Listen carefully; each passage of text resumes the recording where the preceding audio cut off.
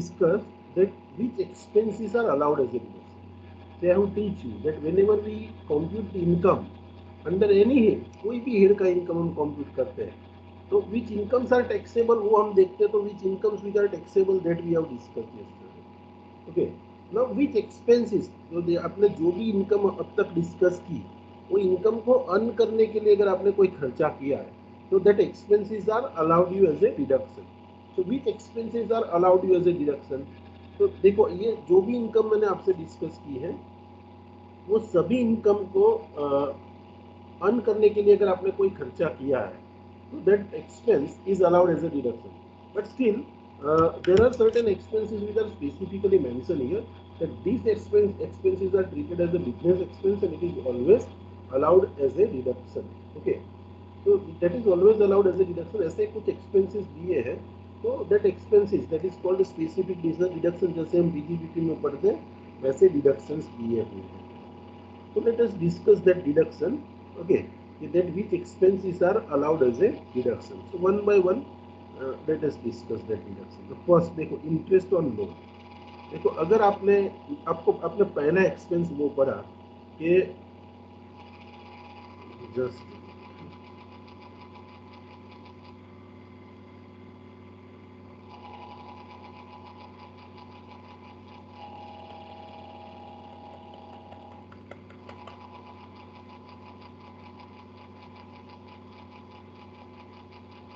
जैसे ये one note चालू होता है ना, मेरा लैपटॉप स्लो हो जाता है. One note otherwise it was working nicely. Okay, so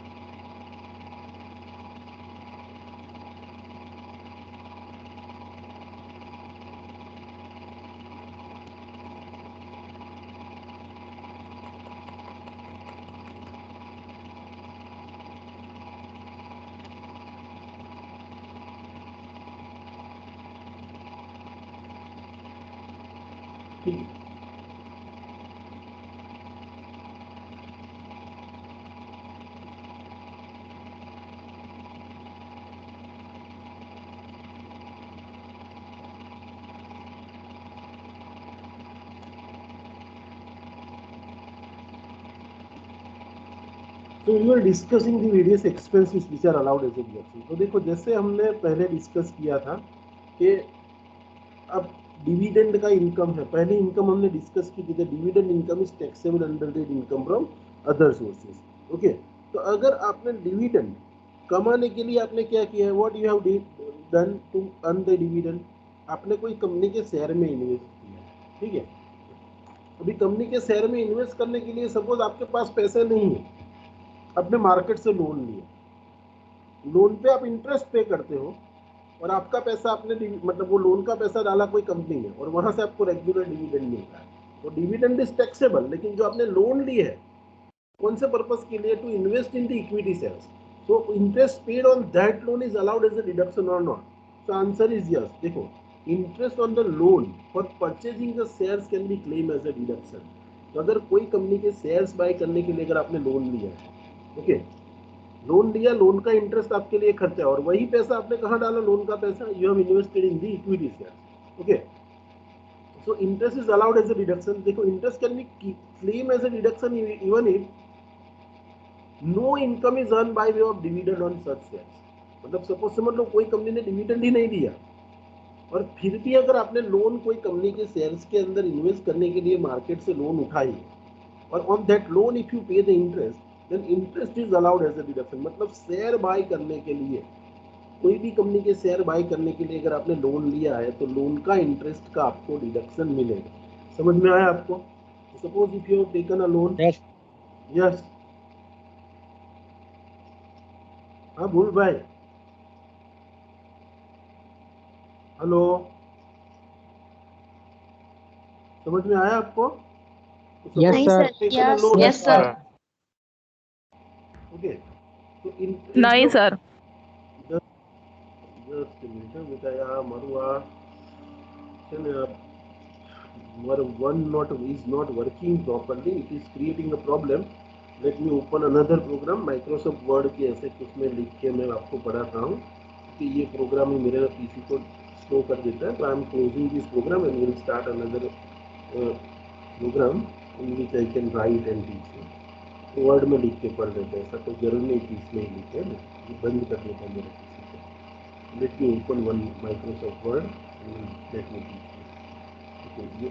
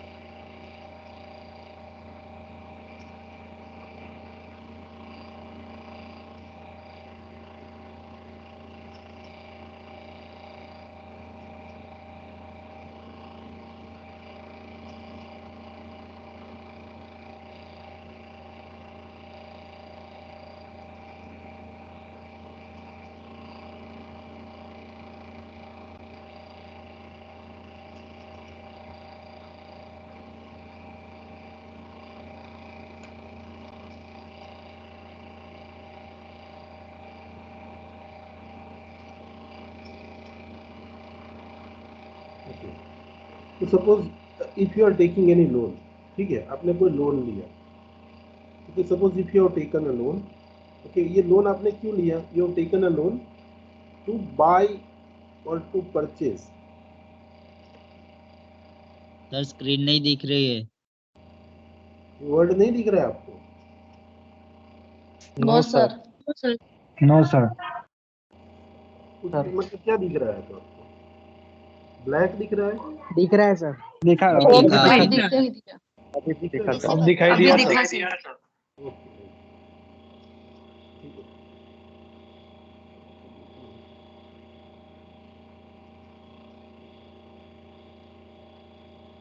Suppose what I was discussing with you.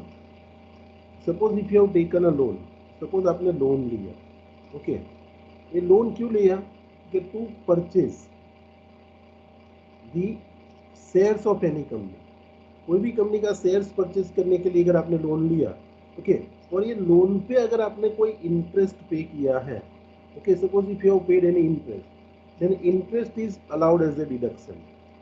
मतलब समझ लो आपको डिविडेंड मिल रहा है. सपोज शेयर परचेज किया मैंने, सपोज 5 लाख रुपए का मैंने लोन लिया कोई जगह से, और ये 5 लाख रुपए के लोन, पूरे 5 लाख रुपए से मैंने सपोज समझ लो कोई कंपनी के शेयर्स बाय कर लिए, और ये 5 लाख पे मुझे समझ लो ये साल में 50,000 डिविडेंड मिला. तो डिविडेंड इज माई इनकम, ठीक है.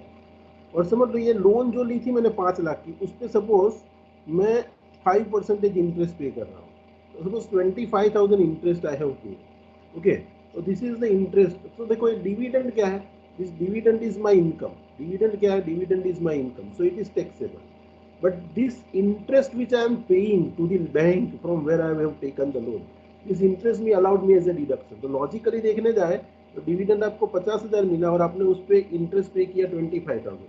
So what will be your taxable income here? 25,000. Dividend की इनकम 50,000 टैक्सेबल, लेकिन ये डिविडेंड कमाने के लिए आपने शेयर्स में इन्वेस्ट करना था आपको. तो शेयर्स में इन्वेस्ट करने के लिए आपने क्या किया? लोन लिया, और लोन पे आपने इंटरेस्ट पे किया, तो interest will be allowed you as a deduction. Interest का आपको डिडक्शन मिलेगा, so this will be taxable income. देखो यहाँ पे क्या कहा गया है कि if you take a loan, आपने लोन लिया और लोन का पैसा आपने इन्वेस्ट किया शेयर्स में, और वो शेयर्स पे आपको डिविडेंड नहीं भी मिल रहा है, बट फिर भी आपने लोन पे अगर आपने कोई इंटरेस्ट पे किया है, then this interest will be always allowed as a deduction. So though you are not earning uh, dividend, आपको डिविडेंड कुछ नहीं मिल रहा है, your dividend is a nil, but then also this expense which you have incurred to earn the dividend, मतलब interest का आपने जो भी खर्चा किया है, that will be allowed you as a deduction. इसका आपको हमेशा डिडक्शन मिलेगा. Is it clear? So even though you Yes, are sir. not receiving the interest, Yes, sir. sorry, dividend, it will be taxable. देखो यहाँ दूसरा point है कि dividend और income in respect of the units of mutual specified under section 10 subsection 23D और specified company, okay, interest expenditure earn to earn such income is allowed as a deduction subject to maximum of 20% of the dividend income included in the total income without deduction under this section. मतलब यहाँ पे क्या बोला गया है कि suppose अगर आपको डिविडेंड की इनकम होती है कहाँ से, तो आपको मैंने बताया कि if you receive the dividend from the mutual fund then also it is taxable. Suppose आपने क्या किया, अगर interest expenditure is incurred by you to earn the income allowed as is allowed as a deduction. Okay, interest expenditure to earn the income is allowed as a deduction subject to maximum of 20% of the dividend income included in the total income. Okay, without deduction under this section. मतलब यहाँ पे कहने का मतलब क्या है कि suppose आपने अर्न किया income, suppose you are earning the income from the, देखो ये पॉइंट आपको मैंने इतना डिटेल में नहीं डिस्कस किया है, लेकिन यू मस्ट नो कि suppose if you receive the dividend, आपको मैंने बताया था डिविडेंड अगर आपको मिलता है, if you receive the dividend, देखो डिविडेंड बहुत सारे टाइप के होते हैं. Dividend you can receive from the Indian company, क्या होगा, taxable. Suppose if you receive from the foreign company, now as per the new provision यहाँ से भी डिविडेंड मिला है, टैक्सेबल. सपोज आपने डीम्ड डिविडेंड रिसीव किया है तो भी taxable. Okay, suppose if you have received the dividend from the mutual fund company, it is taxable. Suppose if you receive the dividend from on the equity share, it is also taxable. Suppose if you receive the dividend from the preference shares, it is also taxable. But all kind of dividend are taxable under which head? It will be always taxable under their income from other sources. Now यहाँ कहने का मतलब क्या है कि suppose there is one section in the Income Tax Act, section 10 subsection 23D, और ये section ऐसा कहता है कि suppose if you earn the dividend, okay, suppose आपने डिविडेंड अर्न किया है and which is referred under section 1023D. तो 1023 में म्यूचुअल फंड के डिविडेंड के एग्जम्पशन की पहले बात की गई. ना ये नया सेक्शन तो क्या कहता है कि नया सेक्शन जो ये साल से आया वो तो कहता है कि म्यूचुअल फंड कंपनी से भी अगर आपको डिविडेंड मिल रहा है, ओके, तो ये सेक्शन का अभी कोई इंपॉर्टेंस नहीं रहा. ये सेक्शन के अंतर्गत पहले म्यूचुअल फंड से मिलने वाला डिविडेंड एग्जाम था. नाउ म्यूचुअल फंड से भी मिलने वाला डिविडेंड अभी क्या होगा, suppose if you receive the dividend from the mutual fund company then also it is taxable. अभी म्यूचुअल फंड में इन्वेस्ट करने के लिए, सपोज म्यूचुअल फंड में इन्वेस्ट करने के लिए अगर आपने लोन लिया है और लोन पे अगर आपने इंटरेस्ट पे किया है, नाउ सी सपोज आपकी टोटल इनकम में ऐसा डिविडेंड इंक्लूड है which you have received from the mutual fund company, तो ये इंटरेस्ट का आपको डिडक्शन मिलेगा up to 20% of the dividend income which is earn by you on the mutual fund. For example say suppose मैंने mutual fund में 10 लाख रुपए invest किए, okay, और ये म्यूचुअल फंड से मुझे डिविडेंड मिला, म्यूचुअल फंड से मुझे डिविडेंड मिला 3 लाख रुपए. समझ, यू हैव रिसीव्ड 30% रिटर्न और आपको 3 लाख रुपया डिविडेंड मिला. लेकिन ये म्यूचुअल फंड में इन्वेस्ट करने के लिए अगर आपने कोई लोन लिया है, suppose if you have taken a loan, okay, और on this loan during the year you have paid 50,000 interest. आपने इंटरेस्ट म्यूचुअल फंड पे कितना पे किया, मतलब ये लोन पे कितना पे किया, इंटरेस्ट 50%. तो what this provision says that how much dividend is allowed as a deduction. तो डिडक्शन डिविडेंड का मतलब इंटरेस्ट का डिडक्शन आपको मिलेगा. सपोज आपने लोन लिया, लोन के पैसे 10 लाख का लोन लिया, लोन पे आपने 50,000 का इंटरेस्ट पे किया और वो पूरा लोन का पैसा आपने डाल दिया म्यूचुअल फंड में और म्यूचुअल फंड में से आपको 3 लाख का आपको डिविडेंड मिला. तो डिविडेंड इज अ टैक्सेबल. लेकिन ये डिविडेंड को कमाने के लिए आपने लोन लिया है और लोन का पैसा आपने बैंक में मतलब you have entered this money. देखो आपने ये लोन डिविडेंड का पैसा आपने डाला हुआ है म्यूचुअल फंड में. तो यहाँ पे आपको कितना डिविडेंड मिल रहा है, you have received the dividend of ₹5. Sorry, आपको डिविडेंड कितना मिला था, you have received the dividend of 3 lakh. आपको डिविडेंड मिला था 3 लाख रुपए, ओके. और तो यहाँ पे और सपोज आपने एक्चुअल इंटरेस्ट कितना पे किया, you have paid the actual interest of ₹50,000. So can I claim the entire deduction of 50,000? So answer is no. Here what is the provision? जो भी डिविडेंड इनकम है उसके 20% तक का ही डिडक्शन मिलेगा. तो भले मैंने 50,000 का डिविडेंड पे किया, ओके, सपोज सॉरी समझ लो मैंने ये इंटरेस्ट पे किया 70,000. इंटरेस्ट कितना पे किया है? 70,000 का इंटरेस्ट पे किया है. तो can I claim the deduction of entire 70,000? Answer is no. इसका 20% मतलब ये 3 लाख का 20% कितना होता है? 3 लाख का अगर 20% आप करोगे तो इट विल बी 60,000. ओके, तो भले आपने 70,000 इंटरेस्ट पे किया, but you can claim the deduction only up to 60,000 and the remaining amount will be taxable. मतलब देखो आपको डिविडेंड कितना मिला? 3 लाख. तो 3 लाख में से इंटरेस्ट का कितना डिडक्शन मिलेगा? इंटरेस्ट का आपको सिर्फ 20% ऑफ द डिविडेंड मतलब 60,000 का ही डिडक्शन मिलेगा. तो रिमेनिंग 2,40,000 विल बी टैक्सेबल. सो ये टैक्सेबल होगा. Is it clear? तो ये अगर आपको म्यूचुअल फंड, देखो दूसरा कोई डिविडेंड अर्न करने के लिए आपने खर्चा किया, देयर इज नो लिमिट. लेकिन म्यूचुअल फंड का इंटरेस्ट कमाने के लिए अगर आपने लोन लिया है और वो पैसा म्यूचुअल फंड में डाला है, तो मैक्सिमम सीलिंग क्या है? 20% of the dividend income is a limit. Okay, देखो deduction on account of interest shall not exceed 20% of income from the units included in the total income, okay, for the previous year without deduction under section 57. मतलब यहाँ कहने का मतलब यही हुआ कि ये डिडक्शन आप म्यूचुअल फंड के बारे में अगर आप क्लेम करना चाहते हो, म्यूचुअल फंड का इंटरेस्ट का डिडक्शन आपको कितना मिल सकता है? आपको सेक्शन 57 के सब डिडक्शन, ये सभी डिडक्शन सेक्शन 57 में डिस्कस किए. लेकिन म्यूचुअल फंड के लिए अगर आपने लोन लिया तो इसके इंटरेस्ट का डिविडेंड अप टू 20% तक का ही मिलता है.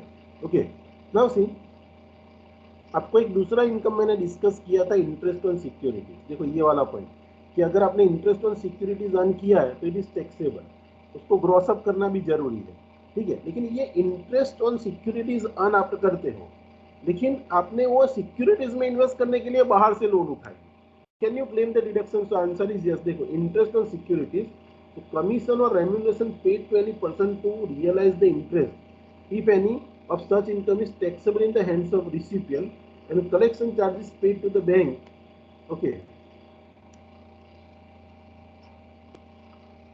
collection charges paid to the bank or interest on loan is allowed as a deduction. देखो यहाँ पे क्या बोला है,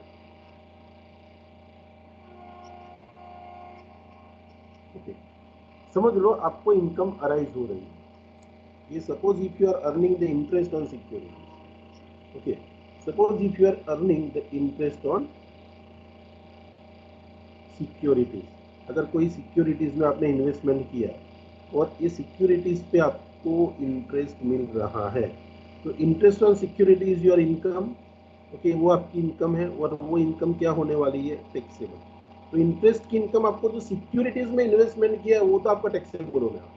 लेकिन देखो ये सिक्योरिटीज बाय करने के लिए, कभी भी आप मार्केट से सिक्योरिटीज बाय करते हो, डिबेंचर बाय करते हो, तो आपको कोई ब्रोकर बीच में रखना पड़ता है. कोई पर्सन तमने डिबेंचर बाय કરવામાં તમને હેલ્પ કરે છે, તો that person has either collected the commission or brokerage from.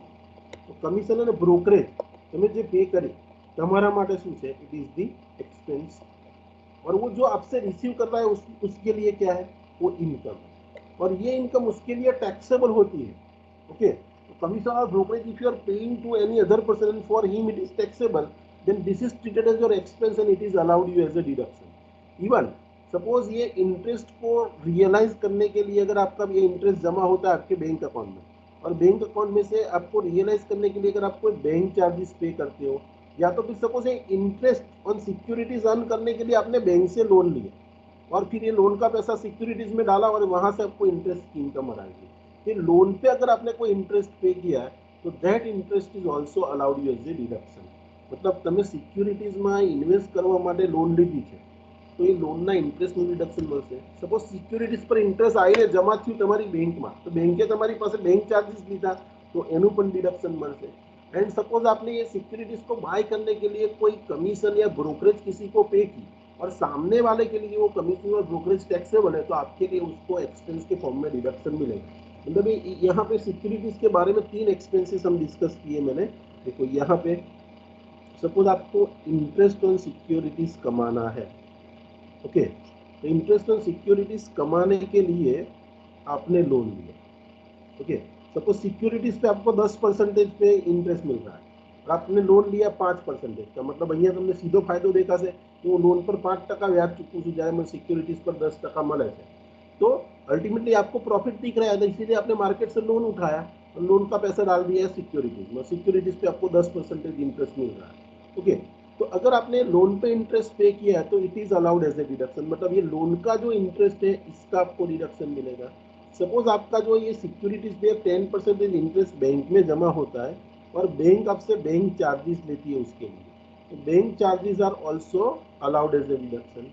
और सपोज ये सिक्योरिटीज को बाय करने के लिए आपने कोई ब्रोकरेज पे किया है और या तो कोई आपने कमीशन पे किया है, तो ब्रोकरेज और commission is also your expense and it is allowed as a deduction, but subject to condition, आप जो ब्रोकरेज पे कर रहे हो वो सामने वाले के लिए इनकम होना चाहिए, मतलब वो टैक्सेबल होता है तब उस आपके लिए वो आपको डिडक्शन मिलेगा। इंटरेस्ट ऑन सिक्योरिटीज पे 3 चीज बताई कि इनकम, कमीशन और remuneration paid to any person to realize such interest if such income is taxable in the hands of receiver, मतलब તમારા માટે એક્સપેન્સ થાય બીજા માટે ટેક્સેબલ થાય તો તમને એક્સપેન્સનું ડિડક્શન મળે। Suppose if you for example collection charges paid to the bank और इंटरेस्ट ऑन लोन, तो this will be allowed you as a deduction. देखो फैमिली पेंशन आपको मैंने पढ़ा दिया था, अगर आपको किसी की डेथ हो गई है और उसके फैमिली मेंबर को फैमिली पेंशन मिलता है तो it is called a family pension. तो फैमिली पेंशन मिलता है तो उसमें से कितना डिडक्शन मिलता है, I have teach you in my first day lecture that ₹15,000 और 1/3 ऑफ सच पेंशन, दोनों में से जो लोअर होगा उतना आपको क्या मिलेगा, डिडक्शन मिलेगा, ठीक है। और ये interest on compensation received for compulsory acquisition, देखो आपको मैंने कल ये पॉइंट ये पढ़ाया था, इसका हमने सम भी किया था कि आपको कोई भी कॉम्पेंसेशन मिलता है, कंपलसरी एक्विजिशन ऑफ लैंड और बिल्डिंग होता है और उसका कोई कॉम्पेंसेशन आपको मिलता है, तो और वो कॉम्पेंसेशन पे इंटरेस्ट मिलता है, ये देखो 3 साल में आपको अलग अलग इंटरेस्ट मिला, इसका मैंने टोटल कर दिया 5,32,000 और 5,32,000 विल नॉट बी टैक्सेबल। आपने इंटरेस्ट को रियलाइज करने के लिए यहाँ पे अपने कल सम में भी देखा था कि 75,000 का हम खर्चा करते हैं, ये 75,000 का डिडक्शन नहीं मिलेगा, लेकिन आपकी जो भी इनकम आपको हुई है उसका 50% allowed as a deduction. So that deduction we have discussed yesterday, same thing is mentioned here, that interest on compensation for compulsory acquisition, तो see क्या डिडक्शन क्या बोल रहा है, 50% of the amount received is allowed as a deduction, ठीक है। Same way देखो आपको मैंने बताया कि अगर आपने, आपका बिजनेस क्या है, प्लांट बिजनेस नहीं है लेकिन आपके पास कोई एक्स्ट्रा प्लांट पड़ा है, मशीनरी पड़ा है, फर्नीचर पड़ा है, किसी को आपने किराए पे दे दिया और उस पे आपको उस पे आपको इनकम अराइज हो रही है और वो इनकम अदर सोर्सेज में टैक्सेबल होगी। सपोज मैंने प्लांट मशीनरी और फर्नीचर मेरे पास कुछ एक्स्ट्रा पड़ा था and I have given on a rental basis, तो किसी को रेंट पे दिया और उस पे मुझे सपोज इनकम हो रही है, तो ये प्लांट मशीनरी और फर्नीचर के जो खर्चे हो गए, ओके, जैसे हमने पीजीबीपी में भी पढ़ा था कि अगर मेरे प्लांट मशीनरी और फर्नीचर मेरे बिजनेस में हो रहा है तो उसका मुझे रिपेयर का खर्चे का डिडक्शन मिलेगा, ठीक है। इंश्योरेंस पे किया तो इंश्योरेंस का डिडक्शन मिलेगा और डेप्रिसिएशन का भी मिलेगा। तो वैसे यहाँ पे भी वही चीज है कि अगर आप प्लांट मशीनरी और फर्नीचर किसी को आप दे रहे हो, देखो in case of income is arise to you from the letting out of plant machinery on hire with और विदाउट बिल्डिंग, मतलब बिल्डिंग के साथ या बिल्डिंग के अलावा, बिल्डिंग के साथ और अकेले प्लांट मशीनरी फर्नीचर आपको किराए पे देते हो किसी को, आपको मैं बताया कि बिल्डिंग के साथ देते हो और 2 things are not separable, income will be taxable under that income from other sources, वो आपको मैंने बताया था। तो अगर, तो ये इतनी आइटम का डिडक्शन मिलता है। देखो अगर आपने प्लांट मशीनरी और फर्नीचर जो किराए पे दिया है और उसकी इनकम अदर सोर्सेज में टैक्सेबल होती है, तो उसकी करंट रिपेयर पे अगर आपने कोई खर्चा किया है करंट रिपेयर पे, this is allowed as a deduction PGBP के साथ। और अगर आपने कोई इंश्योरेंस प्रीमियम ले लिया है तो इंश्योरेंस प्रीमियम आपने प्लांट मशीनरी और फर्नीचर का इंश्योरेंस प्रीमियम पे किया, it is allowed as a deduction. Even the depreciation, normal depreciation is allowed as a deduction. तो जैसे सेक्शन 32 में गिनते हैं वैसे ही डेप्रिसिएशन आपको WDV मेथड से कैलकुलेट करना है और वही डेप्रिसिएशन का डिडक्शन मिलेगा। देखो employee contribution remitted before the due date by the employer, देखो ये मैंने आपको सेक्शन 36 में 2 दिन पहले पीजीबीपी में पढ़ाया था।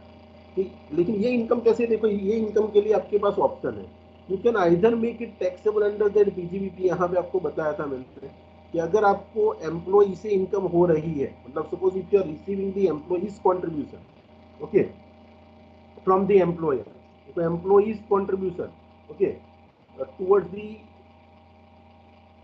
Towards the employees contribution towards the provident fund और सुपरएन्युएशन फंड, अगर एम्प्लॉय से आपको पैसा मिलता है तो what is your duty, you are suppose to deposit on or before due date.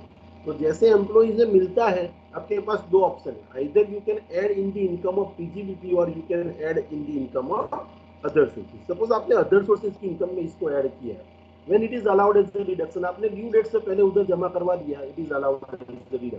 तो वही पॉइंट बोल रहा गया है यहाँ पे कि अगर आपका एम्प्लॉय से कोई कंट्रीब्यूशन मिला है towards what, towards the retirement scheme और टूवर्ड्स दी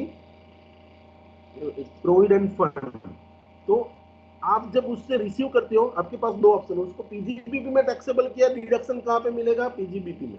लेकिन आपने बोला मुझे उसको बिजनेस इनकम नहीं गिनना है, मेरी अदर सोर्सेज की इनकम में मुझे ऐड करना है, तो अगर आपने अदर सोर्सेज की इनकम में वो एम्प्लॉय से मिलने वाला कंट्रीब्यूशन ऐड किया, तो ड्यू डेट से पहले जमा करवा दिया, तो उसका डिडक्शन आपको कहाँ मिलेगा, अदर सोर्सेज में।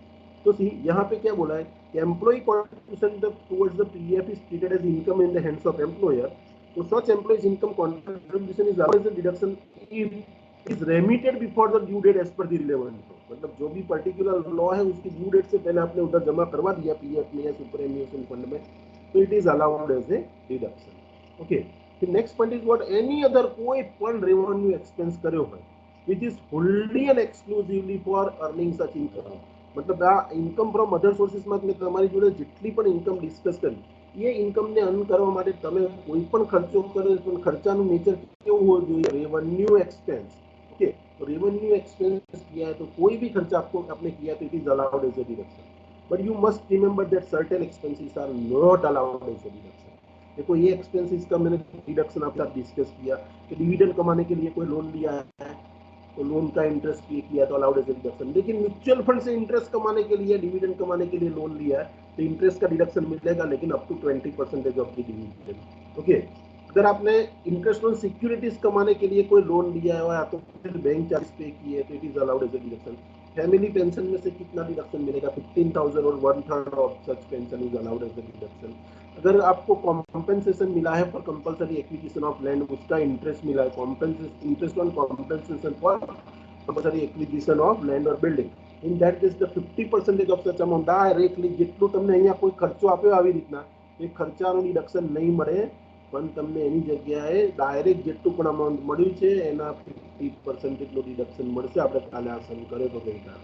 ઓકે, अगर आपको प्लांट मशीनरी और फर्नीचर की इनकम अगर किसी को किराए पे देने से हो रही है और वो अदर सोर्सेज में टैक्सेबल हो रही है, तो प्लांट और मशीनरी का जो रिपेयर का रेवेन्यू रिपेयर का जो खर्चा है करंट रिपेयर का, उसका डिडक्शन मिलेगा, इंश्योरेंस का डिडक्शन मिलेगा, डेप्रिसिएशन का मिलेगा। एम्प्लॉय से कॉन्ट्रीब्यूशन आपको मिला है तो पहले वो अदर सोर्सेज की इनकम में अगर आपको ऐड करना है यहाँ ऐड करो, पीजीबीपी में ऐड करना है वहाँ करो, लेकिन जहाँ पे ऐड किया है वहाँ से जब ड्यू डेट से पहले आप जमा करवा देते हो उसमें का आपको डिडक्शन मिल जाएगा। और दूसरा, कोई भी रेवेन्यू एक्सपेंस आपने किया है ऑन दी अबव इनकम तो वो सभी रेवेन्यू एक्सपेंसेस का आपको डिडक्शन मिलेगा। बट देखो inadmissible expenses are also given here कि ये सब एक्सपेंसेस का आपको कभी भी अदर सोर्सेज में से डिडक्शन नहीं मिलेगा।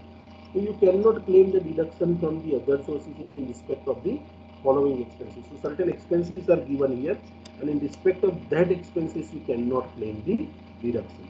तो वो कौन कौन से एक्सपेंसेस है जिसके लिए आपको डिडक्शन नहीं मिलेगा, तो सर्टेन इनएडमिसिबल। देखिए अगर एक्सपेंस किया लेकिन एक्सपेंस तो पर्सनल से है, ओके, मतलब તમારા ઘરે ટીવી ખરીદ્યું, ફ્રીજ ખરીદ્યું કે તમે કપડાં ખરીદ્યા જેનો બેનિફિટ તમને મળે છે, तो એવા એક્સપેન્સીસ કદાચ એનું તમે અધર સોર્સિસમાંથી ડિડક્શન નહીં ક્લેમ કરી શકો।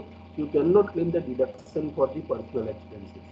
ओके, आपको मैंने कैजुअल इनकम के लिए बताया कि अगर आप कोई भी कैजुअल इनकम मतलब winning from lotteries, crossword puzzles, races including horse race और एनी सॉर्ट ऑफ बैटिंग और गैम्बलिंग, यहाँ से इनकम होती है तो इनकम पूरी टैक्सेबल होती है। कल ही आपको मैंने बताया था यहाँ पे अगर कोई विनिंग फ्रॉम लॉटरी से इनकम हो रही है तो यहाँ पे क्लियरली बोला था कि यहाँ no deduction allowed for any expenditure. હું આજે લોટરી કમાયો, લોટરીમાં 1 કરોડ, પણ તમે એવું કહો કે મેં 10 વર્ષથી લોટરી રમું છું એના 10 લાખ ખર્ચો થયો તો it is should be allowed as deduction. तो यहाँ पे सेक्शन क्लियरली बताता है कि see if you pay any मतलब casual income is taxable but no deduction is available from the casual income. However activity of owning and maintaining the horse races, and expenses incurred shall be allowed, and such losses shall be allowed and carry forward in accordance with the provision of section 74A। देखो यहाँ पे दो चीज है, ध्यान से समझना।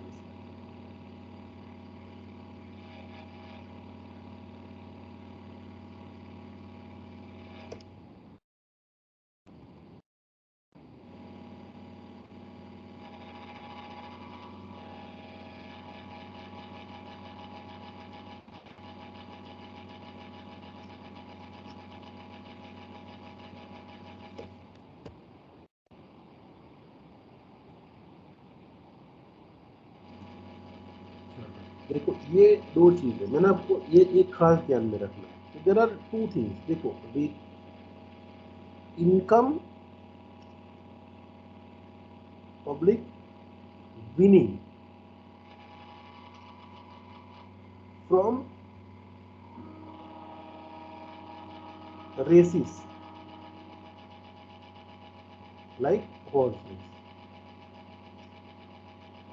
देखो यहां से आपको इनकम होती है, income from winning from races, so this income will be also taxable under the income from other sources, or income from owing and maintaining the horse race, और दूसरी कोई भी रेस। तो ये दोनों में फर्क है, ये दोनों शब्दों में फर्क है, दोनों लाइन में। Income from winning from races including horse race, so this income is also taxable under the income from other sources, और ये इनकम भी इनकम फ्रॉम अदर सोर्सेस में ही टैक्सेबल होती है। देखो दोनों में फर्क क्या है, यहाँ पे आप खेलते हो रेस में, ठीक है, मतलब कोई घोड़े पे रेस चल रही है, वहां पे जाके घोड़े पे आप पैसा लगाते हो, ठीक है, यहाँ आप खेलते हो और वहां से विनिंग होती है, तो it is treated as income और विनिंग फ्रॉम हॉर्स रेस और रेसेस। तो आपको वहां से इनकम होती है, तो ये आपकी कैजुअल इनकम कही जाएगी, and it will be taxable under the income from other sources. और इसके लिए कोई खर्चा किया तो डिडक्शन मिलेगा, तो answer is what, no deduction is available. यहाँ आपको कोई डिडक्शन नहीं मिलेगा। लेकिन आप खेलते नहीं हो, लोगों को खिलाते हो, मतलब आप पूरी हॉर्स रेस ऑर्गेनाइज करते हो, हॉर्स रेस है उसको ऑर्गेनाइज करते हो। એક રમવાવાળો હોય ને એક રમાડવાવાળો, રમાડવાવાળાને આપણે શું કહીશું, income from owning and maintaining the horse race, कि जो हॉर्स रेस को ओन करता है और जो मेंटेन करता है, पूरा चलाता है वो, और उसको भी अगर देखो, ये भी जुआ ही खेलता है, ये भी સાચે લોકોએ બધા લોકોએ ઘોડા પર પૈસા લગાડ્યા અને સપોઝ બધા જ નો એ ઘોડો આગળ આવી ગયો તો આ માણસ હારશે, સપોઝ બાકી બધા હારશે તો આ જીતશે, બરાબર? એટલે આ પણ જુગાર જ રમે છે, પણ આ શું કરે છે, ઓર્ગેનાઇઝ કરે છે। તો સપોઝ આ કોઈ ખર્ચો કરશે ઓવિંગ એન્ડ મેન્ટેનિંગ, તો એને ડિડક્શન મળશે, તો answer is yes. Suppose if you are earning the income from winning from lottery, यहाँ पे डिडक्शन नहीं मिलेगा। लेकिन अगर आपने owning and maintaining of horse race करते हो, तो यहाँ पे अगर आपने कोई खर्चा किया है, तो it will be allowed you as a deduction. Not only allowed, अगर ये बिजनेस में अगर आपको लॉस हुआ, यहाँ ये बिजनेस इनकम लॉजिकली है, लेकिन इसको बिजनेस नहीं बोला जाता, अदर सोर्सेस में ही टैक्सेबल होता है, क्योंकि ये जुआ खेलने वाला है, तो इसको बिजनेस नहीं गिना जाता, इसको भी IFOS में ही टैक्सेबल करते हैं। लेकिन यहाँ आपको कोई लॉस हुआ ना, तो that you can carry forward also, और ये आप कैरी फॉरवर्ड कर सकते हो 4 साल के लिए, ठीक, 8 साल 10 साल के लिए नहीं कैरी फॉरवर्ड कर सकते, ये इसका लॉस आप सिर्फ 4 साल के लिए कैरी फॉरवर्ड कर सकते हो। इसलिए बोला सेक्शन 73 का 74A का रेफरेंस भी दिया है। देखो कैजुअल इनकम, अगर आप card game, winning from lottery, crossword puzzle, यहाँ से कुछ इनकम होती है और उसके लिए कोई खर्चा किया, उसका डिडक्शन नहीं मिलेगा।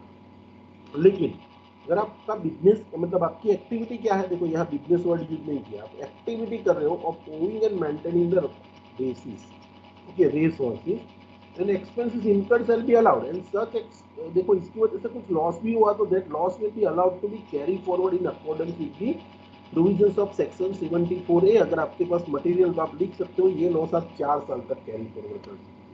Business losses generally are allowed to carry forward for 8 years.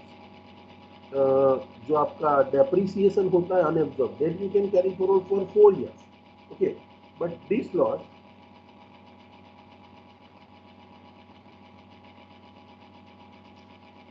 आवाज आ रहा है? Hello, Yes, sir. Yes, sir. Yes, sir. Yes, sir. रहा है कि आवाज नहीं आ रहा है? Yes, sir. आवाज आ रहा है ना? क्लियर है ना? ठीक है। Yes. Yes, sir. Yes, sir. few students are writing in the group F9 के ये आवाज नहीं आ रहा है। I hope that you all are listening. उसका माइक शायद बंद हो गया, इंटरनेट स्लो होगा। That is what I think. Okay, तो what I was discussing with you that we were discussing that अगर आप ओइंग और मेंटेनिंग ऑफ हॉर्स रेसिस है तो उसका अगर कोई एक्सपेंस है तो उसका डिडक्शन मिलेगा। लेकिन अगर आप विनिंग से इनकम अर्न करते हो हॉर्स रेस में तो दैट इनकम विल नॉट, मतलब उसके लिए कोई खर्चा किया तो उसका डिडक्शन आपको नहीं मिलेगा। सेम वे देखो, अगर आपने इंटरेस्ट पे किया तो इंटरेस्ट अगर आप आउटसाइड इंडिया पे करते हो, देखो इंटरेस्ट आउटसाइड इंडिया पे करते हो, what is your duty? You have to deduct the TDS. TDS suppose समझ लो कि मैंने लोन लिया यूएसए से किसी से, और यूएसए से लोन लिया और उस पर मुझे 1 लाख रुपये इंटरेस्ट आउटसाइड इंडिया पे करना। What is my duty? उसको जो इंटरेस्ट पे कर रहा हूँ उसमें से सपोज 10% टीडीएस डिडक्ट करना है तो 10% मैं गवर्नमेंट को दूंगा और 90,000 मैं उसको दे दूंगा। ओके, अगर मैंने टीडीएस डिडक्ट नहीं किया, पूरा 1 लाख उसको दे दिया, समझ रहे हो? तो सपोज फॉरेन की कोई लोन से मैंने, फॉरेन के कोई बैंक से मैंने लोन लिया तो लोन पे इंटरेस्ट आप पे करते हो आउटसाइड इंडिया। आउटसाइड इंडिया जब भी इंटरेस्ट पे करते हो आपको टीडीएस डिडक्ट करना है। टीडीएस डिडक्ट करके गवर्नमेंट को दे देना है और टीडीएस के बाद का अमाउंट उसको जो जिससे लोन लिया उसको देना है। तो अगर आपने फॉरेन से कोई लोन लिया है और उस पर आपको टीडीएस डिडक्ट करना था, अगर आपने टीडीएस नहीं दिए डिडक्ट किया, ओके, आप तो फिर डिडक्ट किया लेकिन गवर्नमेंट को पे नहीं किया, तो that interest is not allowed as a deduction. तो यहाँ पे क्या बोला गया कि interest payable outside India if no TDS is deducted or after the TDS not paid to the government, मतलब टीडीएस आपने काटा नहीं है या तो फिर काटने के बाद गवर्नमेंट को नहीं दिया, तो ये दोनों सिचुएशन में interest payable to outside India is not allowed as a deduction. Same way देखो, अगर आप कोई भी सैलरी आउटसाइड इंडिया पे करते हो, वो हम पीजीबीपी में भी ये पॉइंट पढ़ेंगे, इंडिया के बाहर कोई सैलरी अगर आप पे करते हो, ओके, तो आपकी क्या ड्यूटी है? सैलरी में से भी आपको टीडीएस डिडक्ट करना है। अगर देखो सैलरी पे आपने टीडीएस नहीं डिडक्ट किया या तो फिर टीडीएस डिडक्ट किया आपने गवर्नमेंट को नहीं पे किया, it is not allowed as a. सभी पॉइंट हम वापस पीजीबीपी में पढ़ने वाले हैं, which are not allowed as a deduction. इसमें यही आएगा, मतलब इंडिया की बाहर तुम्हारे इंटरेस्ट पे करो से you have to deduct the TDS. नहीं डिडक्ट किया, not allowed as a deduction. Interest करेगा तो तुम्हारा माटे खर्चो है, बट आपने टीडीएस नहीं डिडक्ट किया तो अभी वो इंटरेस्ट भले आपके लिए खर्चा हुआ, आपको डिडक्शन नहीं मिलेगा, आपको टैक्स डिडक्ट करके गवर्नमेंट को देना था। या तो फिर आपने टीडीएस डिडक्ट कर लिया लेकिन डिडक्ट करके जेब में रख दिया, गवर्नमेंट को नहीं दिया, नॉट अलाउड। ओके, सेम में आप अगर आप इंडिया के बाहर किसी को सैलरी दे रहे हैं, ओके, तो सैलरी इंडिया के बाहर किसी को पे करते हो टीडीएस डिडक्ट करना, और सपोज टीडीएस नहीं डिडक्ट किया, allowed as a deduction. Salary आपके लिए खर्चा है लेकिन सैलरी का आपको डिडक्शन नहीं मिलेगा, या तो फिर टीडीएस आपने डिडक्ट करके गवर्नमेंट को जमा नहीं करना है तो भी सैलरी का डिडक्शन नहीं मिलेगा। अगर देखो कोई भी, देखो सेक्शन जो 192 से लेके 194 तक के जो भी सब सेक्शन है उसमें टीडीएस के सब सेक्शन है। आप बहुत सारे पेमेंट है जो आप इंडिया में भी किसी को करते हो, इंडिया में किसी को सैलरी देते हो, इंडिया में को रेंट देते हो, इंडिया में आप किसी को कॉन्ट्रैक्ट का पेमेंट देते हो, कोई प्रोफेशनल को फीस पे करते हो, ये सभी पेमेंट आप किसी को करते हो, आपके लिए सभी आइटम खर्चे हैं। और ये खर्चे के लिए आप इंडिया के अंदर भी पेमेंट करते हो तो ये जैसे टीडीएस डिडक्ट करना है, डिडक्ट करके गवर्नमेंट को डिपॉजिट करना है और वो पर्सन को आपको नीट अमाउंट देना है। सपोज कोई ने मारा है, एम्प्लॉय ने मारा 1 लाख सैलरी आपको तो लाख में नहीं आपको लाख 10 टीडीएस कापी दी दो न्यू वजह रहना आपकी 10 गवर्नमेंट में गवर्नमेंट को काम सહેલું કરી દીધું કે આ ભાઈએ તમે ઇન્કમ પર 10,000 ટેક્સ ભરવાનો હતો એ કાપીને ગવર્नमेंट ने આપી દીધું। मैंने कल पूरा समझाया था आपको नीट इनकम का मैकेनिज्म कैसे काम करे। तो अगर इंडिया के अंदर देखो, फॉरेन के अंदर किसी को पेमेंट करना इंटरेस्ट और सैलरी का, आपने टीडीएस डिडक्ट नहीं किया, फिर डिडक्ट किया तो गवर्नमेंट को दिया नहीं, तो वो एक्सपेंस का तो डिडक्शन मिलेगा ही नहीं। लेकिन इंडिया के अंदर आपको किसी का पेमेंट करना था और आपने टीडीएस नहीं किया, या तो टीडीएस डिडक्ट किया लेकिन ड्यू डेट तक आपने पे नहीं किया, तो क्या होगा? जो भी एक्सपेंस है उसका 30% इसका आपको डिडक्शन नहीं मिलेगा, 70% इज अलाउड। सपोज आपको समझ लो कि मुझे इंडिया में किसी को कोई एक्सपेंस का पेमेंट करना है, ओके, समझ लो कि I need to make the payment of one expense of, suppose समझ लो कि मेरी एक इनकम है जो अदर सोर्सेज में टैक्सेबल होती है, that is the rent from letting out of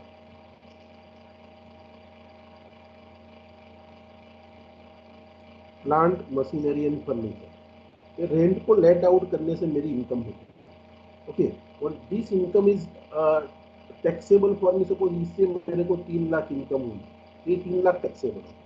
लेकिन ये मशीन का रिपेयरिंग मैंने करवाया, अभी समझ लो ये रिपेयरिंग पे आपको, रिपेयरिंग के लिए आपने 1 लाख का खर्चा करवाया।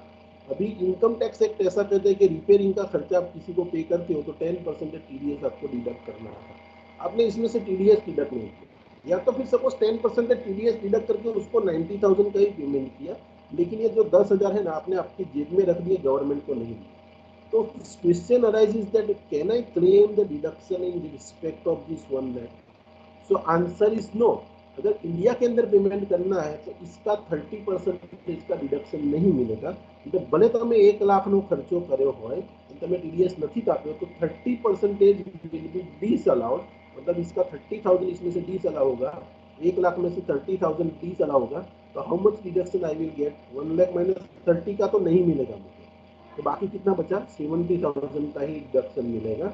मतलब मेरी टैक्सेबल इनकम कितनी होगी? देखो, रेंट लेट आउट करने से मेरे को 3 लाख मिला, रिपेयर का खर्चा 1 लाख होता था जो इंडिया में पे करना था, मुझे उस पर TDS काटना था, मैंने काटा नहीं, या तो फिर काटा तो डिपोजिट नहीं किया, तो 30% of such expense will be disallowed, तो remaining 70% will be allowed. So this will be my taxable income. तो यहाँ पे भले मैंने लाख का खर्चा किया, पूरे लाख का डिडक्शन नहीं मिलेगा, instead of that I can claim the deduction of only 70,000। समझ में आया आपको? Hello? Yes, sir. Yes, sir. ना उसी पेमेंट टू रिलेटिव, तो ये सब PGBP के ही पॉइंट्स हैं कि अगर आपके रिलेटिव है उसको कोई पेमेंट कर रहे हो, नॉर्मल का से ज़्यादा पेमेंट करते हो, then it is not allowed as a deduction, okay. अगर कोई भी एक्सेस पेमेंट आप रिलेटिव को करते हो, okay, excess payment to the relative, suppose समझ लो कि आपने you are earning the interest,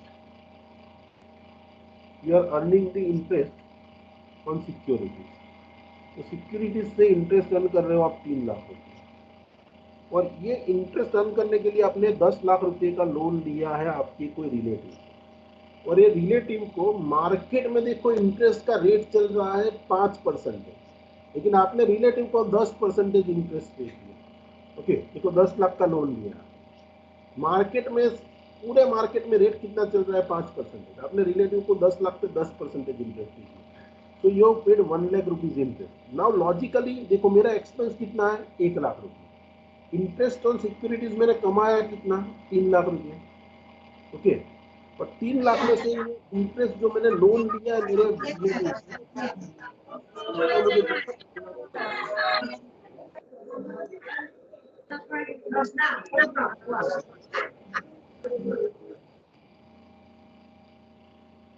okay, तो interest will be allowed me as a deduction, लेकिन जितना एक्सेस किया नहीं मिलेगा। देखो लॉजिकली मैं वो मेरे रिलेटिव को कितना इंटरेस्ट पे करता हूँ? 1 लाख, लेकिन मैंने एक्सेस कितना किया? देखो मार्केट रेट प्रमाणे मारे ने इंटरेस्ट चुकवानु કેટલું થાય? 50,000, तो मैंने मैं भले मारा रिलेटिव ने 1 लाख रुपया चूक्या પણ 50,000 વધારાનું ચૂક્યું છે, જેટલું વધારાનું પેમેન્ટ કરશો એનું ડિડક્શન નહીં મળે, so I can claim the deduction only up to rupees 50,000. This excess 50,000 will not be allowed me as a deduction।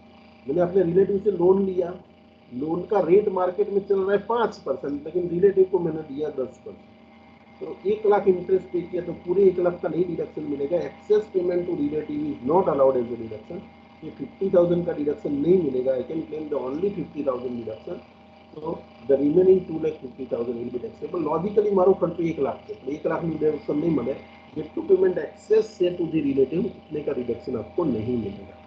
समझ में आप सबको? ये कैश पेमेंट तो मैंने आपको काफी बार डिस्कस किया, Yes, sir. कैश पेमेंट तो आपको हमने PGBP में काफी बार डिस्कस किया है कि अगर किसी को भी 10,000 से ज्यादा आपको कैश पेमेंट करना है, suppose if you have to make the cash payment to any person, in a single day more than rupees 10,000. So what is your duty? You are supposed to make the payment either by the account pay check or by the draft or by the any other electronic mode. अगर किसी को भी एक दिन में 10,000 से ज़्यादा payment करने की आपकी जवाबदारी आती है तो आप ये तरीके से ही पेमेंट करो. ओके, अगर आपने वो expense which is otherwise allowed as a deduction, तो एक्सपेंस का आपको वैसे डिडक्शन मिलता, लेकिन अगर वो एक्सपेंस का अगर आपने कैश में पेमेंट कर दिया तो that expense will not be allowed you as a deduction. तो वो एक्सपेंस का आपको डिडक्शन नहीं मिलेगा. एंड सी, वो एक्सपेंस का आपको डिडक्शन नहीं मिलेगा. तो if you make any expense payment in the cash, कोई पण एक्सपेंस जो 10,000 થી વધારે હોય ને તમે જો એનું કેશમાં પેમેન્ટ કરી દો તો you can not claim the deduction for the same. वो एक्सपेंस का आपको डिडक्शन नहीं मिलेगा. Is it clear? तो ये तो हमने पढ़ा हुआ है पीजीडीपी में काफी बार. सेम है सेक्शन 40A. मतलब if you make the cash payment to any person in more than rupees 10,000 then that is not allowed as a deduction. So this you know very well. Okay. Now देखो ये income from other sources का एक full fledge example है. ये example है, इसका solution है. कि दोनों चीजें यहाँ पे दिखी गई है. तो यहाँ पे क्या किया है कि पहले हम क्या देखेंगे कि देखो इसकी इनकम और एक्सपेंसेस क्या है वो पहले हम आइडेंटिफाई कर लेते हैं. ओके, और फिर हम इनकम में से एक्सपेंस करके टोटली करना, हमें देखना है कि कहाँ कहाँ क्या क्या डिडक्शन मिलने वाला है. ठीक है, तो let us discuss this example. देखो, Mr. PC furnishes the following particulars of his income for the previous year 2021-22. तो 21-22 की पूरी इनकम का लिस्ट दिया हुआ. ठीक है, compute his income from other sources for the assessment year 2020-20. देखो आपको डिविडेंड और इक्विटी शेयर दिया. ओके, देखो आपको पता होना चाहिए डिविडेंड और इक्विटी शेयर टैक्सेबल ही होता है, हमेशा टैक्सेबल होता है. 66,000 टैक्सेबल हो जाएगा. मैंने आपको पढ़ा है कि डिविडेंड अगर आपको प्रेफरेंस शेयर पे मिलता है, मैंने आपको पढ़ा है कि dividend is taxable whether you receive on equities or preference share from Indian company, foreign company, कहीं से भी डिविडेंड मिलता है, डिविडेंड इज टैक्सेबल. तो देखो प्रेफरेंस शेयर से भी ये डिविडेंड मिलता है, 5,000 टैक्सेबल ही होगा. आपको यहाँ डिस्कस करते जा रहा हूँ, फिर हम सॉल्यूशन में देखते हैं. देखो ये dividend on equity share taxable होगा, डिविडेंड ऑन प्रेफरेंस शेयर ही टैक्सेबल होता है, हमने पढ़ा. अगर आप डिविडेंड इंडियन कंपनी से रिसीव करते हो तो भी टैक्सेबल, फॉरेन कंपनी से रिसीव करते हो तो भी टैक्सेबल, आपको मैंने पढ़ा है. तो dividend from the foreign company अगर आपने रिसीव किया तो ये भी टैक्सेबल ही होगा. देखो यहाँ पे क्या बोला है कि dividend receive from the Assam T limited. आपको आसाम टी लिमिटेड की कोई नाम की कोई कंपनी है, उसके शेयर्स में आपने इन्वेस्टमेंट किया और उससे आपको डिविडेंड कितना मिला, 25,000. तो आपको क्या मिला, डिविडेंड मिला. और यहाँ पे क्या बोला है, 60% of the income is agriculture. यहाँ पे क्या बोला है, 60% income is agriculture. Now tell me whether this entire 25,000 is taxable और 60% विल नॉट बी टैक्सेबल. क्या होना चाहिए? 60% पर डिविडेंड है तो पूरा टैक्सेबल है. 25,000 टैक्सेबल. 25,000 टैक्सेबल. 25,000 टैक्सेबल. देखो इसके पीछे लॉजिक क्या है, क्यों पूरा 25,000? सपोज ये एक है ना, ये इनकम टैक्स अभी हम आपने पढ़ा नहीं है, आगे आता है. आप एमकॉम फाइनल में सपोज टैक्सेशन स्पेशलाइजेशन के साथ करोगे तो आएगा आपको, अभी तो नहीं आता है आपको ये पॉइंट. ठीक है, तो सपोज समझ लो कि आपने okay, there is a concept in the income tax act that is called the integration of agriculture income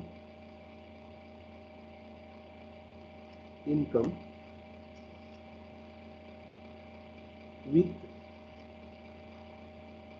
non-agriculture income.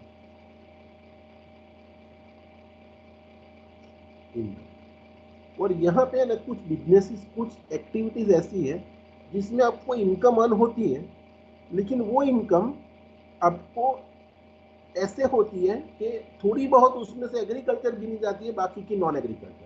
जैसे सपोज मैं कॉफी मेरे खेतर में, मतलब मेरे फार्म में ग्रो करता हूँ coffee.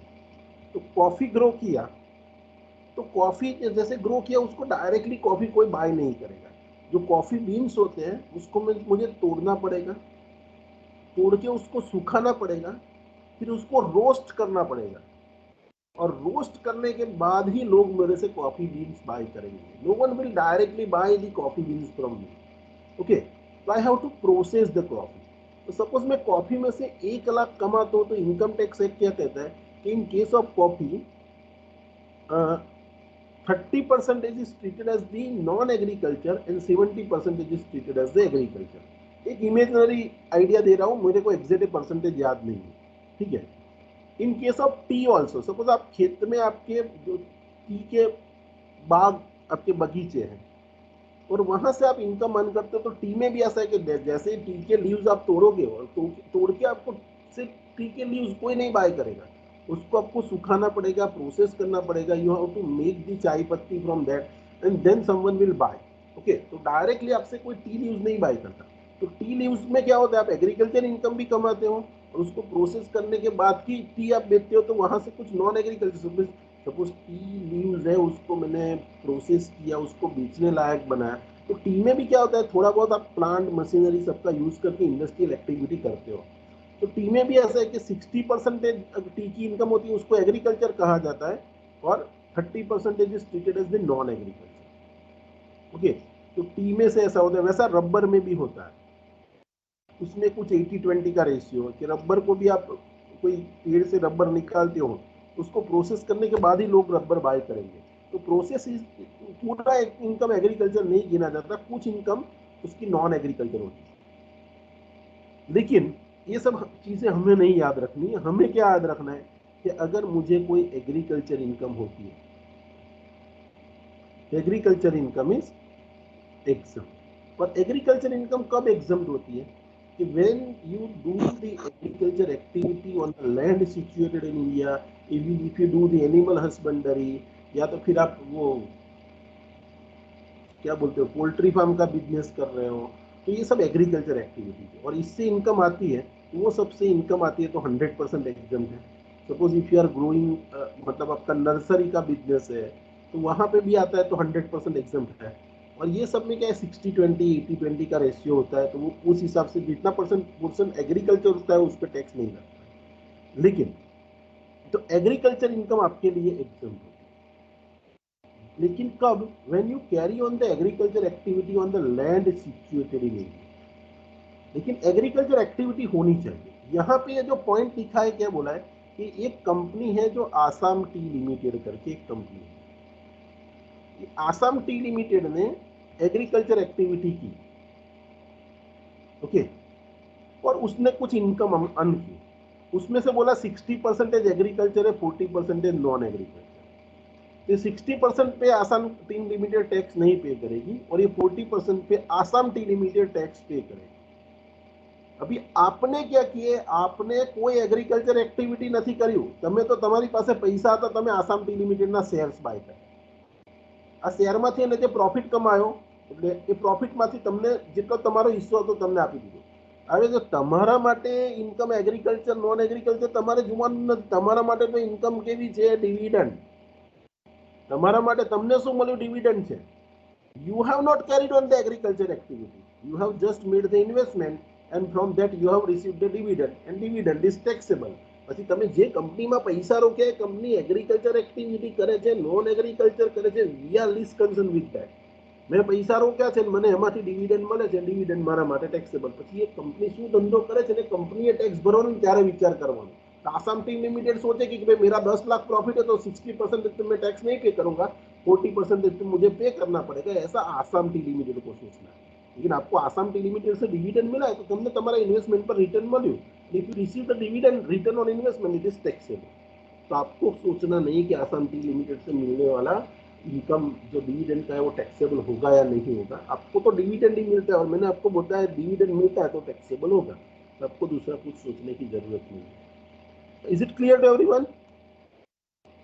Yes, sir. Yes, Yes, sir. Assam T limited से आपको जो डिविडेंड मिलता है 25,000 पूरा टैक्सेबल होगा। कारण કે આસામ ટી લિમિટેડ શું કરે છે, તમારે કોઈ લેવા દેવા નહીં, તમે પૈસા રોક્યા તો તમને 25,000 डिविडेंड મળ્યું टैक्सेबल। ना सपोज यहाँ पे लिखा है कि income from agriculture land in India. देखो यहाँ पे आपने एग्रीकल्चर लैंड पे एग्रीकल्चर एक्टिविटी की और यहाँ से आपको 12,000 मिले, तो ये इनकम क्या हो जाए, exempted. मैंने कल एग्रीकल्चर इनकम अगर आप No, इंडियन लैंड पे करते हो तो it is a आपको यहाँ land.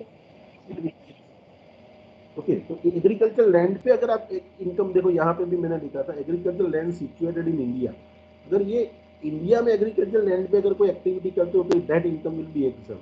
तो agriculture land is situated in India और वहां से इनकम हो रही है तो दैट विल बी एग्जाम, तो ये इनकम एग्जाम हो। अभी यहाँ पे लिखा है एग्रीकल्चर लैंड से इनकम अराइज हुई, लेकिन लैंड कहाँ पे सिचुएटेड है? पाकिस्तान में। तो कल ही आपको Right. मैंने यहाँ पे बताया था कि फॉरेन से मिलने वाली अगर कोई एग्रीकल्चर इनकम है which is situated outside India always taxable. यहाँ पे लिखा है देखो, income from agriculture land outside India. Outside India से एग्रीकल्चर लैंड पे कोई इनकम अराइज हो रही है तो that will be taxable. India में एग्रीकल्चर लैंड सिचुएटेड है, that income will be exempt. तो ये इनकम टैक्सेबल होगी। एग्रीकल्चर लैंड फ्रॉम पाकिस्तान वाला टैक्सेबल होगा और income from agriculture land in India will be exam. Okay, now Sir, yes sir income from agriculture land सिर्फ 10 लाख तक exempt होती है कि कोई भी लिमिट तक? 5 करोड़ 100 करोड़ जितनी पण हो agriculture land situated in India it is totally exam from tax. और लॉजिक अगर आपने मेरा पहला लेक्चर अटेंड किया होगा तो आपको मैंने बताया था कि सेंट्रल गवर्नमेंट हमारे पास से डायरेक्ट टैक्स लेती है। यूनियन लिस्ट की एंट्री नंबर 82 सेंट्रल गवर्नमेंट को पावर देती है कि you can collect the tax on agriculture income, और वहां पे लिखा you can collect the tax on income except agriculture income. मतलब सेंट्रल गवर्नमेंट के पास एग्रीकल्चर इनकम पे टैक्स लेने का पावर ही नहीं है, और इनकम टैक्स एक सेंट्रल गवर्नमेंट का टैक्स है। इसीलिए एग्रीकल्चर इनकम आपको जितनी भी मिलती है इनकम टैक्स में वो एग्जम्प्ट हो। हाँ, वो टैक्सेबल होती है लेकिन उस पर टैक्स स्टेट गवर्नमेंट लेती है। ओके, क्योंकि central government has no power to collect the tax on agriculture income, और इनकम टैक्स एक किसका एक्ट है? सेंट्रल गवर्नमेंट का। सेंट्रल गवर्नमेंट उस पर टैक्स ही नहीं ले सकती, तो 100 करोड़ फंसे कि 10 करोड़ फंसे कि 50 करोड़ फंसे, entire agriculture income is exam from tax if the land is situated in India. Okay, clear? Yes हाँ सर। बेटा, Yes, sir. तो ये Yes, sir. पाकिस्तान के 10 लाख में पूरा हाँ जितना सर. भी होता है एग्जाम। ओके, देखो now next point is Yes, sir. Interest of, now the next point is interest on securities. कल मैंने आपसे डिस्कस किया था। देखो इंटरेस्ट ऑन सिक्योरिटीज पे 10% के रेट से टीडीएस लगता है। यहाँ पे आपको रेट नहीं दिया है, एग्जाम में दिया होगा, so don't worry about it. तो अगर इंटरेस्ट ऑन सिक्योरिटी आपको नेट मिला है तो नेट को आपको क्या करना पड़ता है? ग्रॉस करना पड़ता है। सपोज आपको 18,000 मिला है तो 18,000 is a net amount. So net amount जब भी लिखा है ऐसा ब्रैकेट में तो you must know that I need to gross up. और देखो यहाँ पे रेट ऑफ टीडीएस नहीं दिया लेकिन एग्जाम में आपको दिया होगा। तो अगर आपको नेट अमाउंट को ग्रॉस अमाउंट में कन्वर्ट करना है तो क्या करेंगे आपके भाई? Gross amount is equal to Plus, net amount divided by the 1 minus rate of TDS. 1 minus rate of TDS. तो यहाँ पे आपको नेट अमाउंट कितना दिया है? 18,000। रेट ऑफ टीडीएस नहीं दिया है तो लेकिन इंटरेस्ट में 10% ही लगता है, तो 1 माइनस 0.10 करेंगे तो 18,000 डिवाइडेड बाय 0.90 आएगा। 18,000 डिवाइडेड बाय 0.90 करेंगे, your answer will be 20,000। So 20,000 is what is your gross amount, and gross amount we will write down in the outer column. So you must know when the net amount is given it is required to be gross up. तो यहाँ पे आप देखो कि solution में भी ये interest on securities को ग्रॉस करके 20,000 मिलता है। सॉल्यूशन बाद में देखते हैं, ठीक है। तो ये भी टैक्सेबल होगा लेकिन अब मुझे ग्रॉस करना पड़ेगा। देखो विनिंग फ्रॉम रेसिस आपको दिया है ग्रॉस, ग्रॉस दिया तो ग्रॉस करने की, नेट करने की जरूरत नहीं है। जो दिया है वो टीडीएस के बिना का ही अमाउंट है, टीडीएस इसमें से काटा नहीं, इसका मतलब ये हुआ। तो ठीक है, जितना मुझे मिला है पूरा टैक्सेबल। तो फिर रेंट फ्रॉम सब लेटिंग ऑफ हाउस आपको मैंने पढ़ाया था, वो पीजी मतलब अदर सोर्सेज की इनकम है, पूरा 40,000 टैक्सेबल होगा, ठीक है। देखो rent payable by the Mohan to for the sublet of house. देखो ये कौन है? असेसी कौन है? Assessee is the mister PC. और रेंट पेएबल बाय की जगह यहाँ आपके पास है तो टू कर दो, to mister Mohan for sublet of house. मतलब आपने किसी से किराए पे घर कितने में लिया? 25,000 में, और आपने वो घर दूसरे किसी को कितने पे किराए पे दिया? 40,000 में। तो 40 और 25 का डिफरेंस है वो मिस्टर पीसी ने कमाया। मिस्टर पीसी શું કર્યું? કોકની પાસેથી 40-25,000 में घर भाड़े લીધું और उसने वही घर किसी को 40,000 में किराए पे दिया। तो ये दोनों के बीच का जो डिफरेंस है 15,000 दैट विल बी टैक्सेबल। देखो यहाँ पे और देखो दूसरा भी कोई खर्चा किया है यहाँ पे, हम आगे देखते हैं। तो ये खर्चा है, ये खर्चा है, आपको टिक करना है कि ये खर्चा है, कोई इनकम नहीं है। ओके, देखो अदर एक्सपेंसेस पर सबलेट, मतलब ये सबलेट करने के लिए उसने दूसरा 5,000 का खर्चा किया है। मतलब देखो इसको यहाँ ये सबलेटिंग से इनकम कितनी हो रही है, 40,000 उसने कमाया, उसमें से 25,000 तो जिसका घर था उसको रेंट दे दिया और दूसरा 5,000 का खर्चा किया। मतलब 40 माइनस 25 माइनस 5 जो होगा that will be the taxable income. You can see here rent from subletting, उसने 40,000 में किराएदार से लिए, लेकिन जिसका मकान था उसको 25,000 दिया और 5,000 उसको ये पूरे रेंट एग्रीमेंट का और इसका कुछ खर्चा हुआ। तो ये दो तीनों का जो डिफरेंस है 10,000 is the income in the hands of mister PC and that will be taxable. Okay, now see, you can see here the income from letting out on hire basis the building and machinery on the composite base। देखो अगर सिर्फ income from letting out on building लिखा होता तो आपको पता होना चाहिए हाउस प्रॉपर्टी में जाएगा, यहाँ टैक्सेबल नहीं होगा। यहाँ पे क्यों टैक्सेबल हो रहा है, क्योंकि आप बिल्डिंग और मशीनरी दोनों को साथ में किराए पे दे रहे हो और कंपोजिट लीज ले रहे हो, मतलब दोनों को सेपरेट नहीं कर पा रहे हो। तो देखो इसकी ये इनकम है, अगर इसके लिए कोई खर्चा किया तो उसका आपको डिडक्शन मिलेगा। ओके, यहाँ कुछ खर्चा भी आपको दिया है, हम देखेंगे बाद में। अगर खर्चा नहीं दिया है तो पूरा 22,000 टैक्स है। Okay, now interest on bank deposit, देखो आपने बैंक में कुछ आपके पैसे पड़े हैं आप, और वो बैंक में से इंटरेस्ट आपको मिल रहा है 4,000। बैंक डिपॉजिट से मिलने वाला इंटरेस्ट हमेशा टैक्सेबल होता है, आपको कहीं पे भी मैंने नहीं पढ़ा है कि वो एग्जाम्प्ट होता है, वो टैक्सेबल।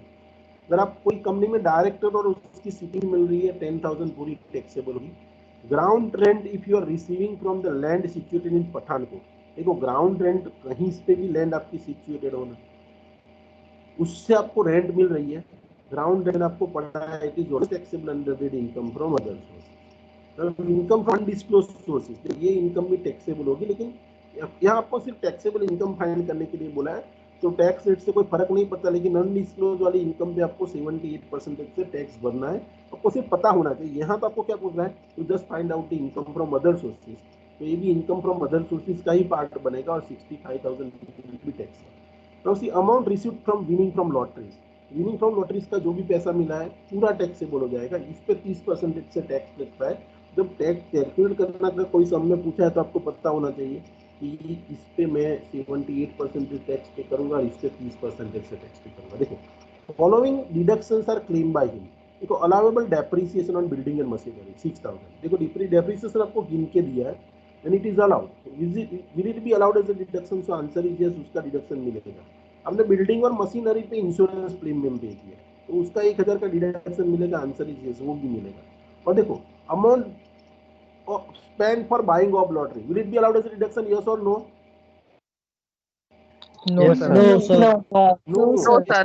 जिसको बाय करने का खर्चा है उसका कभी भी डिडक्शन नहीं मिलता है, दैट वी मस्ट नो।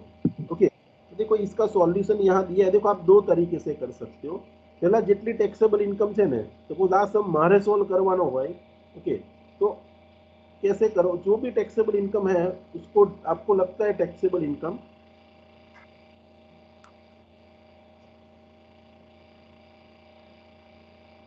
पूरा सम तो मैंने आपको सॉल्व करवा ही दिया, लेकिन हम सॉल्यूशन भी देखते हैं एक बार। लेकिन जब अगर आपको कोई सम सॉल्व करना है, ओके,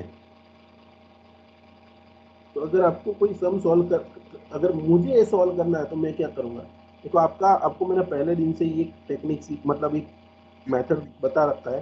तो पहले आप जितनी भी टैक्सेबल इनकम है ना, वो इनकम आप लिख दो। मतलब सपोज आपने लिखा भाई डिविडेंड, इंटरेस्ट, ये सब इनकम आप जितनी भी टैक्स से बढ़ा रही है ना, वो सभी इनकम आप लिख दो, यहाँ पे उसका अमाउंट लिख दो, ठीक है। और ये जितनी भी टैक्सेबल इनकम है, अभी एक्सपेंसेस पे मत ध्यान दो, सिर्फ आपको ध्यान रखना है कि इनकम के लिए एक्सपेंस किया है, तो सभी इनकम आपने लिख दी और फिर इसमें से expenses allowed as a deduction कर देना है, और जितने भी एक्सपेंसेस है वो एक्सपेंसेस यहाँ पे लिख दो। ये आपकी टैक्स, ये इनकम होगी, उसमें से एक्सपेंसेस आप लेस करोगे, you will find the taxable income from other sources. So this is the way in which you can solve the example. This is one way.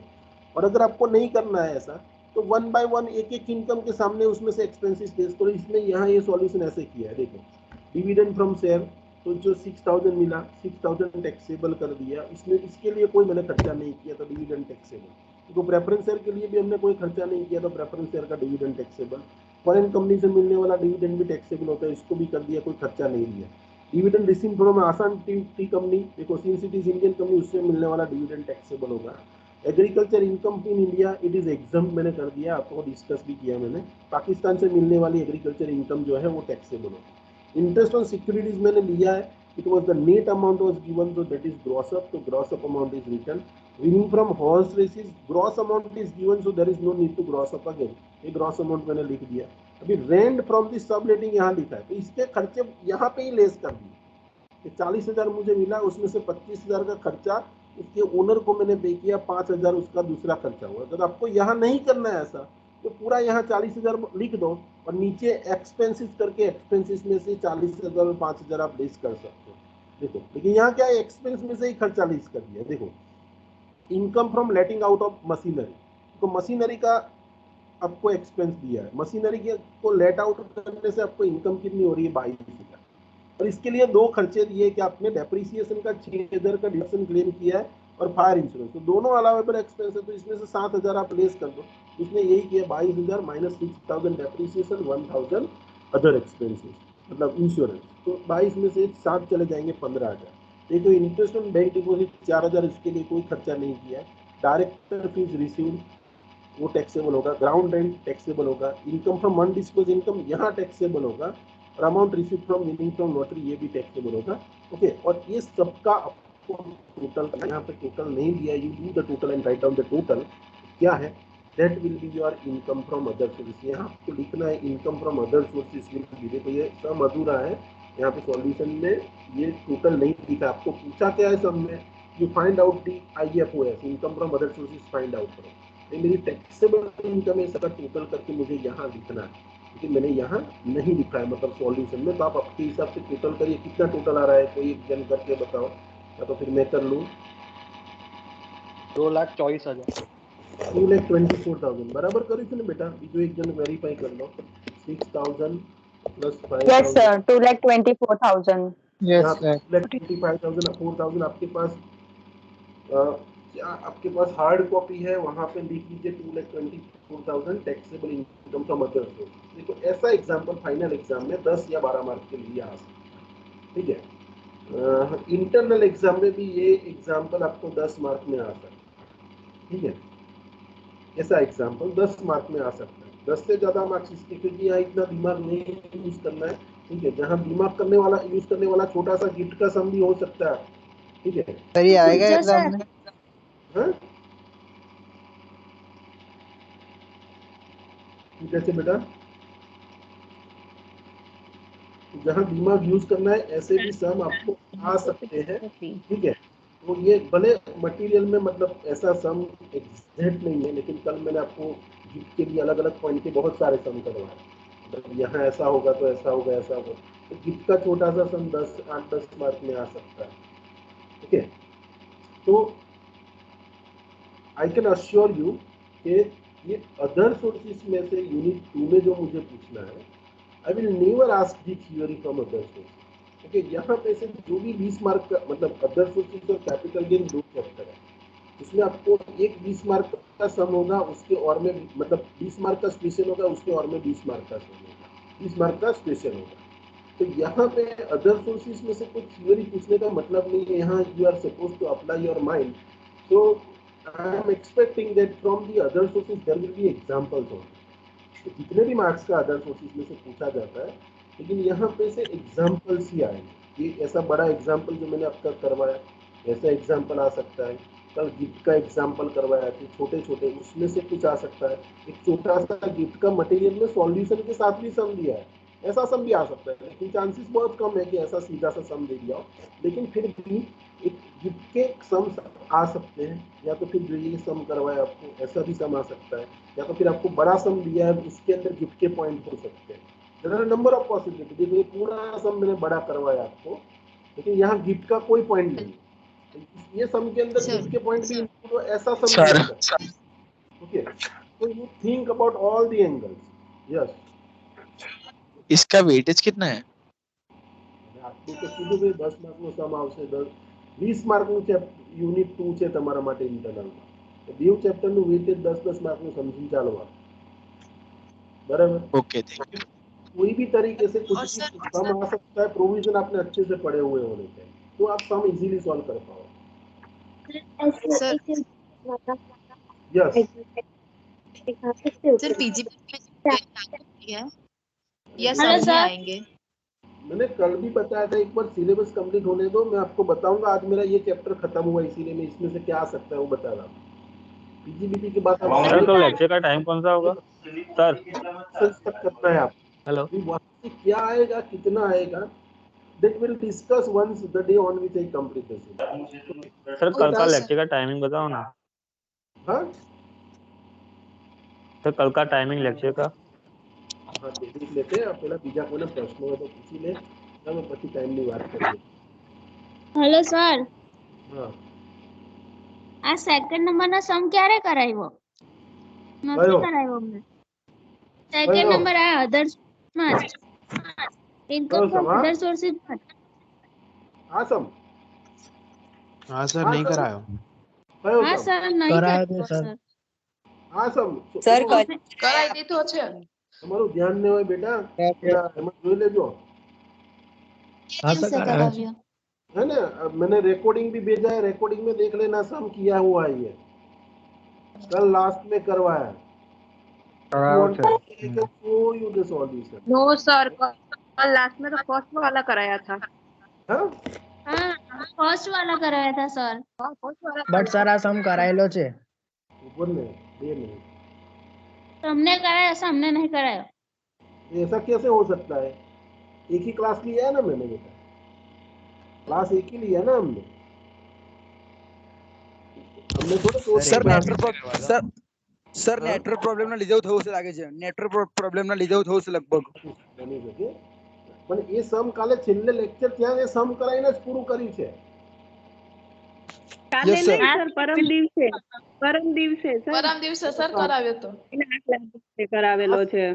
Shift વાળો सर समझ नहीं पड़ा उसके लिए नहीं कराया। આ સમ પરમ દિવસે પૂરો કર્યો, આ સમ પરમ દિવસે કર્યો। फिर से रिवाइज कर दो।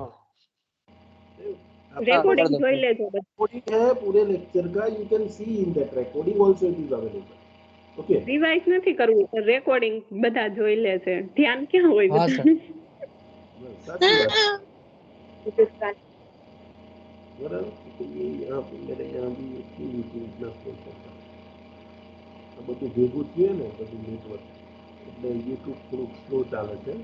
અને તમને સમ છે, you can see in the recording. અને ના કરાયો તો હમણાં હોય કરાયો યાર, તમે ના કરાયો એ વાત છે, પણ હમણાં 10 મિનિટ પહેલા આ સમ કરાયો મેં તમને। હમણાં જ્યારે ભણાવતો તો આ deduction, this deduction I was teaching you, Yes, sir. Yes, sir. I was teaching you this enhanced compensation। तो मैंने आपको बताया कि जो भी आपको मिला है उसका 50% का आपको डिडक्शन मिलेगा। तो ये सम करवाया हुआ Yes, है, sir. Yes, sir. कराया है, ऐसा कुछ नहीं कि नहीं करवाया, पूरा सम करवाया। ठीक है, फिर भी आप देख लेना रिकॉर्डिंग अगर आपने नहीं है तो। परम દિવસે 29 તારીખનું રેકોર્ડિંગમાં છેલ્લી 10 મિનિટ જોજો બેટા, તમને આ સમ દેખાશે। Sir interest on saving deposit में कितना डिडक्शन मिलता है? Interest on saving deposit at bank કશું જ ના મળે, પૂરેપૂરું ટેક્સેબલ થાય। હા એ તમે ગ્રોસ ટોટલ, હું અધર સોર્સિસની વાત કરતો હોઉં ને, તો under section under the head income from other sources entire interest on saving deposit is taxable। પછી તમને gross total income માંથી 80 TPA અને 80 TPP, there are two sections in which you can claim the deduction। પણ ક્યારે? અહીંયાથી નહીં, આ ચેપ્ટરમાં તો તમારે interest on saving bank deposit is taxable, और फिर ग्रॉस टोटल इनकम में से जो 80C to 80U में डिडक्शन देते हैं उसमें, यहाँ मैं आपको डिडक्शन पढ़ा ही नहीं रहा हूँ, यहाँ मैं आपको क्या पढ़ा रहा हूँ, income from other sources. Other sources की टैक्सेबल इनकम फाइंड करते हैं तो interest on saving deposit is fully taxable. Okay, फिर आपको जो ग्रॉस टोटल इनकम होगी उसमें से 80 TPA और 80 TPB में डिडक्शन मिलता है। तो जब भी हम डिडक्शन वाला चैप्टर करेंगे तब देखेंगे, यहाँ आप उसको टैक्सेबल समझें। Is it clear? Okay sir.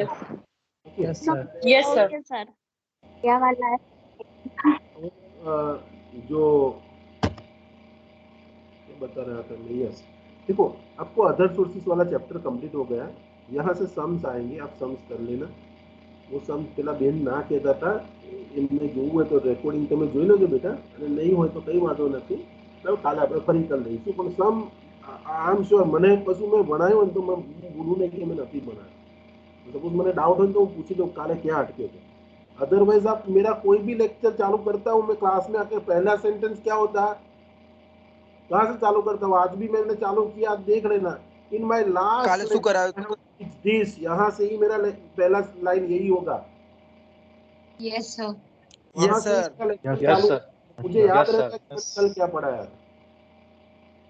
ठीक है, कभी भी आपके क्लास में एंटर होने के बाद गुड मॉर्निंग के बाद मेरा सेकंड सेंटेंस यही होता है कि in my last lecture I have covered this. Hello sir. Sir Yes, sir. Sir income from UTI मतलब UTI is a unit trust of India। Unit trust of India is a mutual fund और वो government of India का mutual fund है। मतलब UTI is a kind of a mutual fund. देखो there are number of mutual funds that you know which are operating in India. उसमें से government of India का एक म्यूचुअल फंड है जिसका नाम है unit trust of India. Unit trust of India कुछ नया नहीं है, वो म्यूचुअल फंड ही है। समझ में आया? Okay sir. Yes sir. Sir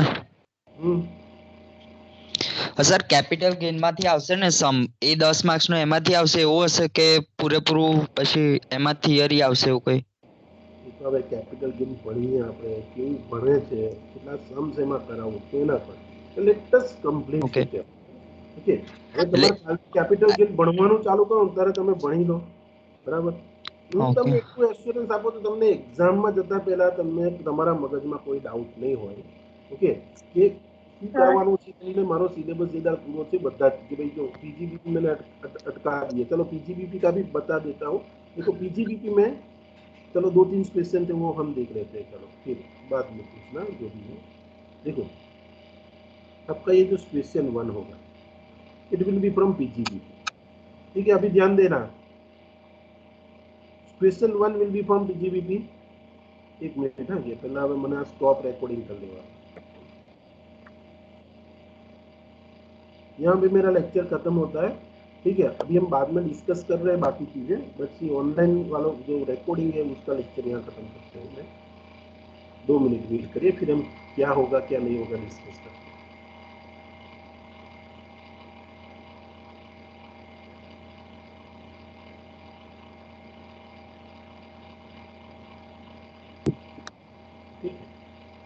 now तो इस बहुत सारी चीजें ध्यान में रखनी पड़ती है कुछ भी बोलने से पहले।